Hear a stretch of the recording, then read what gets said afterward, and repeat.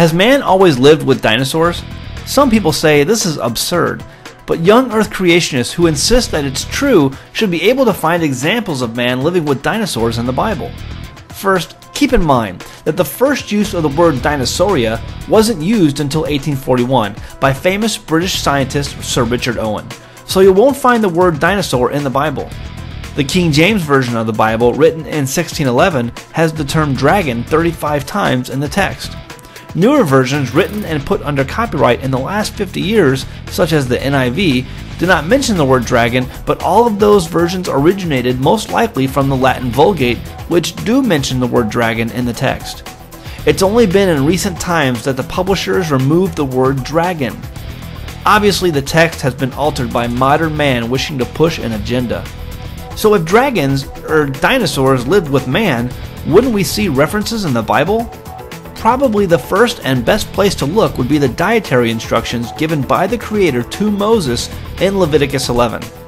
In this chapter, every kind of animal is basically covered, and we are told which animals are to be as food and which animals are not. So as we turn to Leviticus 11, let's first pause on verse 20.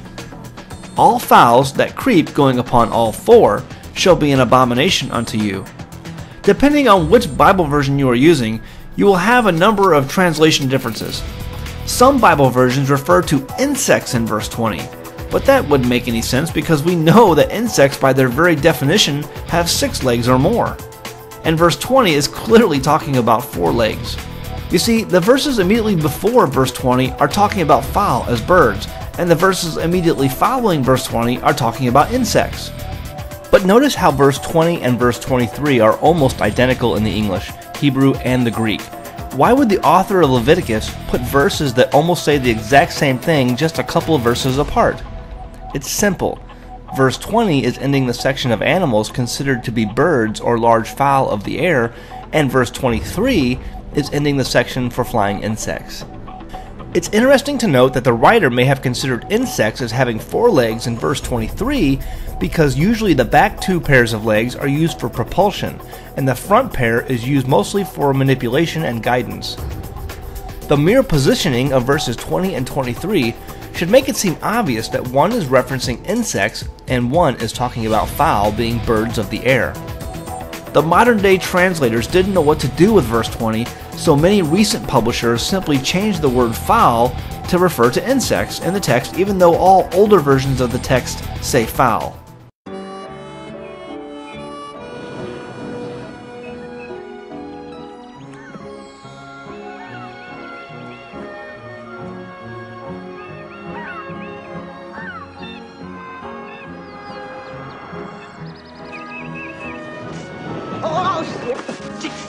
What was that? No.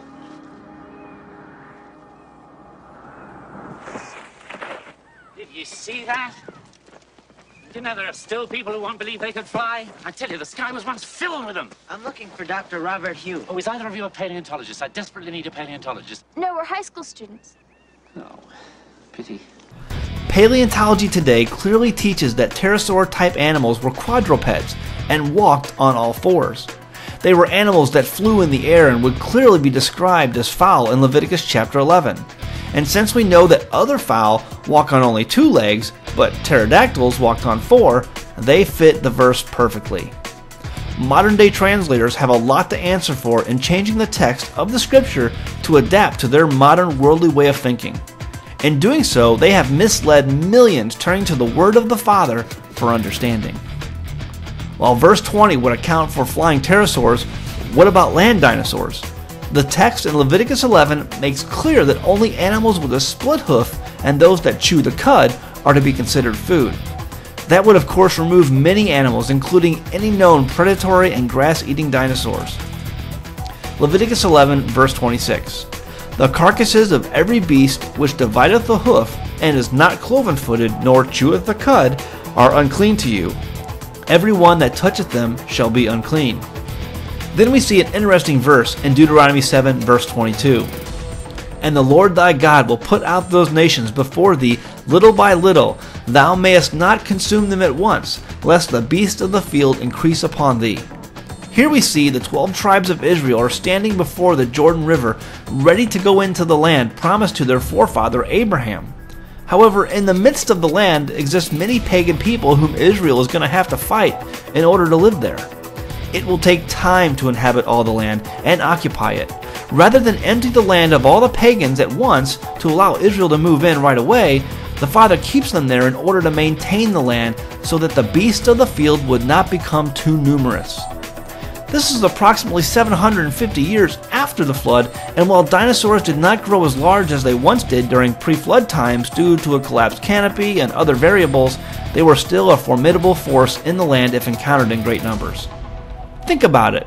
God is clearly saying for the benefit of his people, he doesn't want the beasts to increase in the land. Well, he can't be talking about beasts such as deer or antelope or other game animals. Those would be a huge benefit to someone coming into the land and would provide a much needed food source.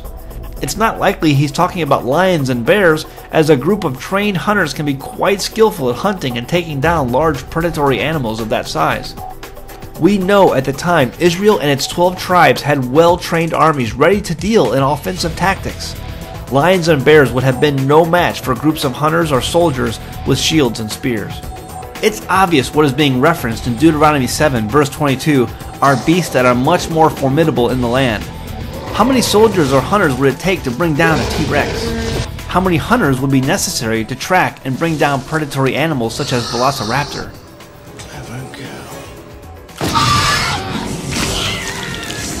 What about removing a menace the size of a sauropod such as a Patasaurus or Brachiosaurus? That could surely bring havoc if one of those walked across your grain fields or wandered into one of your orchards. It would take lots of effort to remove these kinds of beasts, and because these people groups living in the land had already had the land tamed, the Father was letting that continue until it was time for Israel to move in and take over. Large predatory animals have always been pushed to the fringes of civilization. Nobody wants a T-Rex living in the neighborhood. For example, I live in St. Louis, Missouri.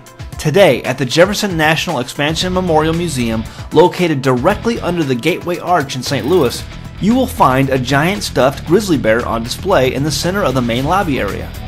You will also see 2 grizzly bears on the Missouri State Seal placed inside the state's flag. However, there hasn't been a grizzly bear population in Missouri in my lifetime or even in my grandparents' lifetime. These animals have long been pushed to the fringes of the American frontier. Likewise, for Israel, removing the people in the land of Canaan beforehand would have increased the beasts of the field, indeed just like the text says, thus making the initial inhabitation of the land a lot more difficult. The Bible has the word dragon mentioned in Scripture 35 times in the King James and early Greek manuscripts. Most modern Bible publications such as the NIV or ESV and others have taken out these references and replaced them with words such as jackal or serpent. They did this because the publishers were convinced that there were no such things as dragons, because we have been erroneously led to believe that these creatures lived millions of years ago. Let's take a look at another example in Nehemiah chapter 2 verse 13. And I went out by night by the gate of the valley, even before the dragon well. Now, if you have a modern copyrighted translation, chances are the word dragon has been replaced with another word. But in all ancient manuscripts, the word used in this verse is dragon. The dragon well is commonly known to refer to the Gihon spring, located in a cave underneath Jerusalem. This was a vital water resource for the early settlers of Jerusalem. Gihon means gushing or bursting forth, and legend has it that the spring inside the cave would burst forth large amounts of water in a short period of time and then subside with no water. The early legends about this spring continued during the ages, with people in the area attributing the strange water burst to a dragon that supposedly lived in the cave below the spring. Today, the water no longer gushes out in the spring, and it's mostly believed that the bursting forth of water was due to an underground siphon system that probably collapsed over the years. Today, the Gihon spring gives its water at a pretty reliable pace. But what's interesting is the legend of a dragon living in the cave. Why a dragon? Why make up a story about a dragon living in a cave if there were not other stories of other dragons living in other caves? What should seem obvious to anyone is that in ancient times there was enough familiarity with dragons to think that maybe there was one living in the cave of the Gihon Spring that was somehow causing the water to burst up out of the spring. This was before the times of Hollywood and movies with special effects. This was also before you could visit expensive and well-funded museums to see the bones of dinosaurs on display. So why the story of a dragon if the existence of dragons is supposedly fanciful modern-day fiction? We know from historical documents that soldiers from Alexander the Great's army encountered dragons in caves. Historical scribe Anaxagoras writes that Alexander's army encountered a great hissing monster inside of a cave in India. The locals worshipped the creature as a god and begged Alexander to leave the beast alone. It was written that the eyes of this dragon were the size of a Macedonian shield. Many other legends and stories exist concerning dragons living in caves. Another such example is the literary story of Siegfried, who comes to kill the dragon Fafnir, who also lives in a cave. History and literature give many examples of dragons living inside of caves. For more videos and studies, visit our website at newtotorah.com.